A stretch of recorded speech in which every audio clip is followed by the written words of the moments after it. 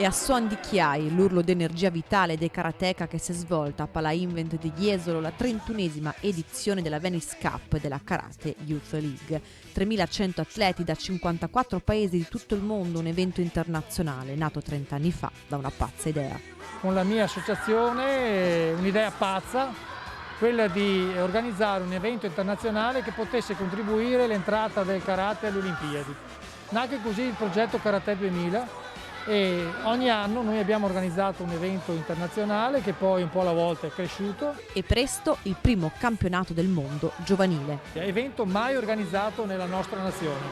La Federazione Mondiale ha approvato il nostro progetto e nel 2024 ci è stato assegnato il campionato del mondo qui a Jesolo, presso questa struttura del settore giovanile. Cresciuto fino a diventare tappa di riferimento delle più importanti manifestazioni di karate giovanili a livello mondiale e scrutando tra i tatami del palazzetto tante personalità eccellenti come lui, il campione di karate Luca Valdesi, suoi 6 titoli mondiali e 22 europei, oggi in veste di supervisor.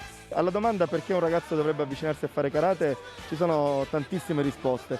Sicuramente a livello fisico si ha un miglioramento della motricità, dell'attenzione, della coordinazione. A livello mentale perché dà una grande sicurezza nei propri mezzi e ti permette di comprendere meglio quali sono i tuoi reali limiti per cercare di superarli ogni giorno. Pratica, costanza e sacrificio, mantra di questa disciplina che sul tatami porta sempre alla sfida più importante, prima che con l'avversario, con se stessi. Questo è solo la ciliegina sulla torta dove dimostri cosa hai fatto e dimostri anche chi sei. Lo sport che ti costruisce la personalità ma te la rivela, quindi quando sali dimostri ciò che sei e quello che hai lavorato in tutti questi anni ormai.